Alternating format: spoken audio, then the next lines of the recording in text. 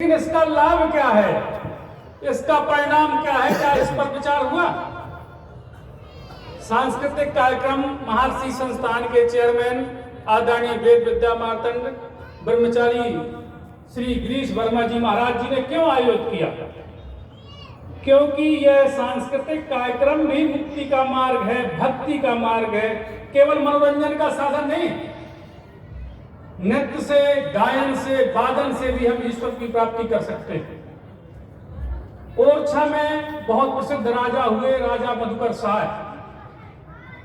उनकी महारानी हुई महारानी श्री गणेश जी।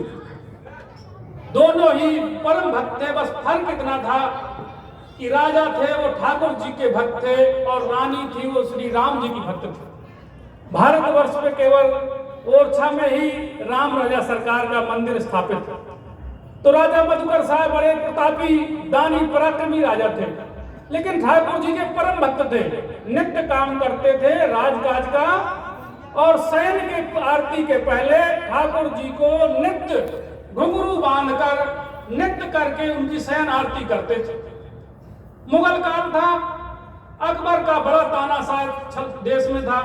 अकबर ने आदेश दिया कि कोई भी तिलक लगाकर हिंदुस्तान के अंदर कोई भी व्यक्ति नहीं चलेगा। उस आदेश के विरुद्ध में राजा मधुकर साय ने अपने राज्य पर आदेश दिया कि मेरे राज्य पर प्रत्येक नागरिक को तिलक लगाना अनिवार्य है। इस बात को सुनकर अकबर ने उनके राज्य पर आक्रमण किया। आक्रमण तो किया, वो बड़े पराक्रमी राजा थे, उन्होंने बहुत संघर्ष किया और उन्हें अकबर के दांत खट्टे कर दिए और उसको वहां से वापस लौटना पड़ा। युद्ध के बाद अब वो ठाकुर जी के यहाँ उन्हें जाना था, उनकी नृत्य का कार्यक्रम था। जब वो पहुंचे तो ठाकुर जी का शयन हो चुका था।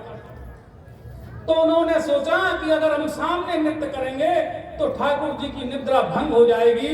उन्होंने घुंघरू बांधे और मंदिर के पिछवाड़े में जाकर वह नृत्य करने लगे। तो मित्रों, जब वह मंदिर के पीछे नृत्य कर रहे थे तो ठाकुर जी का वह पूरा मंदिर, जड़ मंदिर जो था, पूरा घूम गया और उसका दरवाजा पूरब की जगह पश्चिम पर हो गया। यह इस साधना का यह प्रभाव है, यह फर्क है। मैं बहुत बहुत साधुवाद देता हूं संस्थान के चेयरमैन वेद विद्या मार्तंड आदरणीय ब्रह्मचारी गिरीश जी महाराज जी को, जिन्होंने यह कार्यक्रम अतिरुद्राभिषेक तो रखा ही, भागवत कथा रखी, लेकिन यह सांस्कृतिक कार्यक्रम जो रखा, यह भी मोक्ष के लिए, ईश्वर की प्राप्ति के लिए किसी से कम नहीं है। इसको करने वाले, इसको करवाने वाले, इसको सिखाने वाले, मैं सभी का बहुत बहुत साधुवाद देता हूं, बहुत बहुत धन्यवाद देता हूं कि उन्होंने लगातार इस क्रम को भी खंडित नहीं होने दिया। अभी हम समझते थे बहुत से लोग कि जिस दिन बच्चे नहीं आएंगे तो खरे सर इतने क्यों ताकत लगाते हैं कि ये खंडित ना होने पाए। उन्हें मालूम था कि यह साधना जो है प्रयागराज पर, इस कुंभ पर, इस माघ के महीने पर नहाने के लिए देवी देवता, नाग, किन्नर, हमारे आपके सबके पूर्वज भी आते, वह सब यहाँ विद्यमान है प्रयागराज की धरती पर।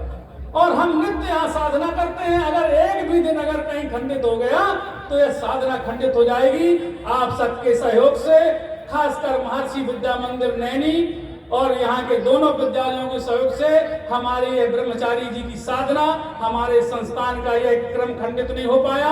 मैं आप सबका इस मंच के माध्यम से आदरणीय ब्रह्मचारी जी की ओर से मैं अनिरुद्ध सिंह आप सबका हृदय से बहुत बहुत आभार व्यक्त करता हूं, अभिनंदन करता हूं। और कार्यक्रम के समापन की ओर ले चलते हैं। मैं आग्रह करता हूं महर्षि विद्या मंदिर के स्टाफ से, शिक्षक शिक्षिकाओं से कि बच्चों को क्रम से